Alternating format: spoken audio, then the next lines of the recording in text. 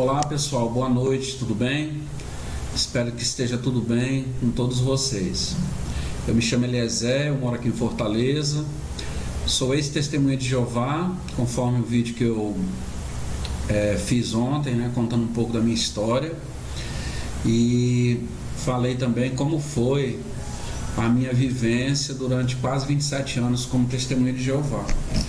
É interessante que os líderes das testemunhas de Jeová, né, aquele papado coletivo que é mencionado nas publicações, que é dito nas reuniões como sendo o corpo governante das testemunhas de Jeová, eles já disseram naquela sentinela de 2017, de fevereiro, que eles não têm orientação da parte de Deus, eles não recebem orientação da parte de Deus.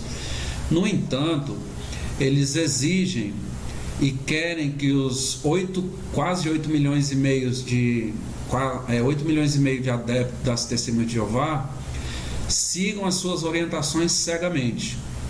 E eu me deparei recentemente com um vídeo. Esse vídeo ele tem aproximadamente a duração de 22 minutos, é um vídeo que foi produzido pela Torre de Vigia, e esse vídeo ele tem o seguinte título, ele está no YouTube aí para quem quiser ver, inclusive na descrição do vídeo aqui nós vamos colocar o link para esse vídeo. O nome do vídeo é o seguinte, o título do vídeo é o seguinte, acontecimentos futuros que vão exigir coragem. E eu estive anteontem conversando com um amigo meu, né, um amigo de muito tempo atrás, que mora numa cidade aqui do interior do Ceará, lá em Acaraú, o Roberto, né? Um grande abraço aí pro Roberto. O Roberto, ele é contemporâneo, né? Meu contemporâneo ali da entrada, né? No período em que nós nos tornamos testemunhas de Jeová. Ele se tornou testemunha de Jeová, acho que aproximadamente um ano e meio mais ou menos depois de mim. E a gente conversando, né? Falando a respeito desse corpo governante, ele citou uma coisa interessante que está na Bíblia. E eu achei bem interessante esse raciocínio dele, né? Está lá no Evangelho, no livro de Gênesis. E nós vamos já falar sobre isso. E a gente vai tirar uma lição desse relato bíblico para ver como é que Deus, o Eterno, o Pai de Jesus Cristo, como é que Ele trata o ser humano quando questionado. A gente tem dois exemplos na Bíblia. E nesse vídeo, que eu não vou exibir o vídeo todo, eu vou mostrar uma pequena parte do vídeo. O vídeo tem aproximadamente 22 minutos, mas esse vídeo ele é cheio de gatilho mental e mensagem subliminar. Ele incentiva, ele mostra de maneira muito pesada que uma testemunha de Jeová ela tem que seguir cegamente, sem nenhum tipo de questionamento, a orientação da sua liderança. Eu vou exibir o vídeo, uma pequena parte desse vídeo, né? A descrição do vídeo vai estar, o link do vídeo vai estar aqui na descrição desse vídeo, e depois nós vamos comentar e fazer a leitura de dois relatos bíblicos e vamos ver como é que o próprio Deus, o Todo-Poderoso, né, ele lidou com o ser humano em duas ocasiões quando foi questionado. Tá bom, gente? Assista o vídeo. E você, Pedro? O que tem para contar? Bom, lembram quando nós anunciamos que uma parte dos publicadores iria para a Congregação Norte e outra para a Sul? Alguns tiveram um pouco de dificuldade em aceitar a mudança.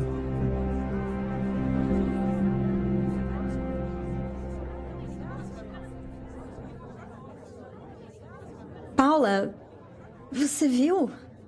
Nos designaram para a Congregação Sul e todo o resto do nosso grupo vai para Norte. Eu vi isso. Minha tia e meus primos vão para lá também. Mas isso não faz sentido. Eles não podiam separar vocês. Bom, os irmãos disseram que essa lista era apenas uma recomendação. Bem, na verdade, não foi bem assim. Eles disseram a não ser se fosse por um motivo válido. Então, você não precisa ir se não quiser. Mas se todo mundo fizer isso, você não acha Oi, irmã Tânia. Oi, meninas. Eu vi o nome da irmã na lista da Congregação Sul, mas vi que seus netos vão para Norte. O que a irmã vai fazer? Como assim? Bem, a irmã vai para Norte ou vai ficar na Sul? Minha querida, você não disse que meu nome estava na lista da Congregação Sul? Disse, mas... Então, é para essa congregação que eu vou.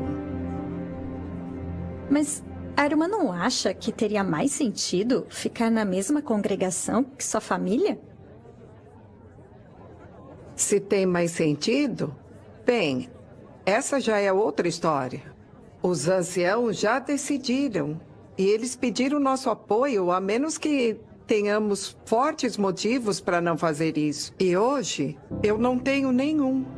Então, para mim, é simples. Eu não sei tudo que está envolvido, mas eu vou apoiar os anciãos. Ah, chegou minha carona. E meninas, espero ver vocês duas lá na Sul. Pedro, tem um minuto? Eu acho que essa situação ilustra bem um modo de mostrarmos coragem hoje. Podemos fazer isso por seguir as instruções dos irmãos na liderança. Bom, pessoal, então conforme deu para anotar, né, nessa parte aí do vídeo, eu mostrei só um pedaço do vídeo. Veja que a liderança das Testemunhas de Jeová, elas mostram, né, ensinam aos membros das Testemunhas de Jeová que o que vem de lá de cima, da liderança, deve ser obedecido sem nenhum tipo de questionamento. Deu para perceber isso no vídeo, quer dizer, é a submissão total, né? Sem nenhum direito de se questionar, de se argumentar, porque na visão deles, quando se faz isso, a pessoa é rebelde. Mas vamos ver o que a Bíblia fala sobre isso. Qual é o exemplo que nós temos na Bíblia a respeito dessa questão aí? Olha, pessoal, então conforme dá para perceber aí nessa tela, esse relato aí é aquele relato de Abraão, né, conversando com Jeová, com Deus, né, na ocasião em que os anjos de Jeová se dirigiram a Sodoma e Gomorra, e Abraão então ficou indagando de Deus, de Jeová, se o justo seria eliminado junto com os iníquos. Aí nós vemos aí, isso é Gênesis capítulo 18, vamos ler do versículo 23 em diante, conforme mostra aí a tela. Diz assim, ó, a partir do versículo 23, Abraão aproximou-se então e disse: eliminarás realmente os justos junto com os maus? Suponhamos que haja 50 homens justos na cidade, isso lá em Sodoma. Nesse caso, eliminarás a eles e não perdoarás o lugar por causa dos 50 justos que há nele? Longe de ti agires dessa maneira, entregando à morte os justos junto com os maus, de modo que aconteça com os justos o mesmo que acontece com os maus. Longe de ti, não fará o juiz de toda a terra o que é justo? Então Jeová disse: se eu achar na cidade de Sodoma 50 homens justos, perdoarei o lugar inteiro por causa deles. Mas Abraão disse em resposta: por favor, perdoa a minha ousadia em falar a Jeová, embora eu seja pó e cinzas. Suponhamos que faltem 5 para os 50 justos. Destruirá a cidade inteira por causa dos 5? Então ele disse: não a destruirei, se achar ali 45. Mas Abraão falou-lhe mais uma vez: suponhamos que achem ali 40. Ele respondeu: não a destruirei por causa dos 40. Mas Abraão continuou: Jeová, por favor, não se acenda a tua ira, mas deixe-me continuar falando. Suponhamos que se achem ali apenas 30.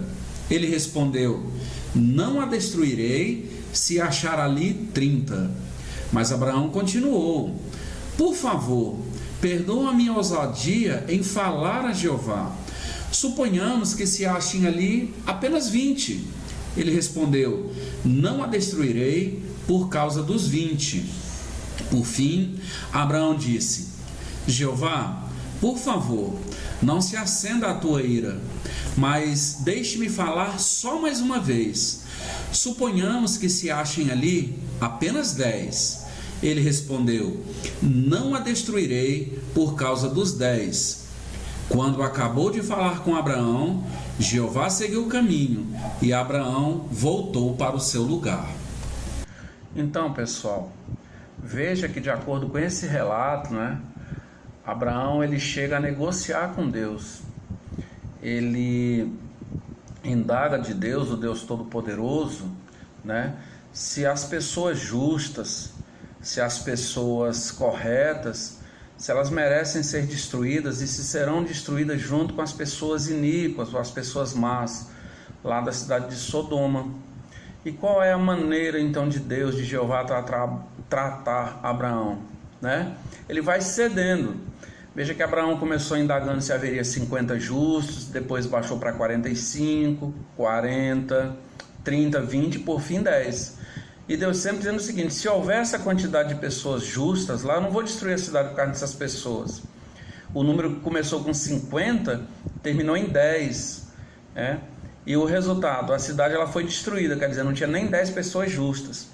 Então o Deus onisciente, o Deus onipotente, ele tratou com uma pessoa, conforme o relato mostra, Abraão mesmo mencionou: eu sou pó e cinzas.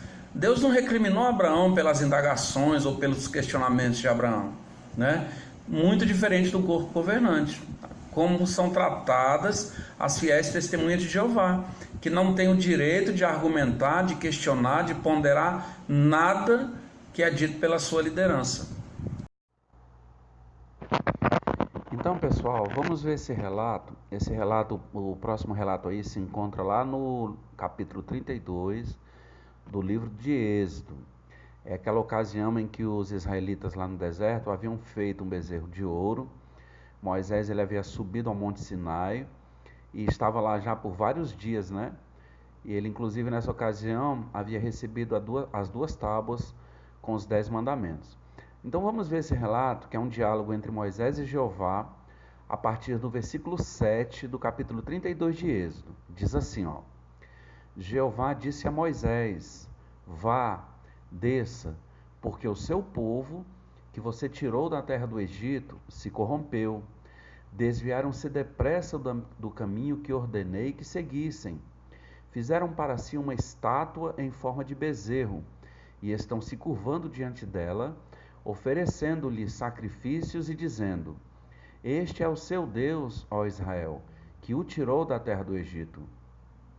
Jeová disse ainda mais a Moisés: vi que esse povo é obstinado, portanto, não tente me impedir de exterminá-los na minha ira ardente, e farei de você uma grande nação no lugar deles.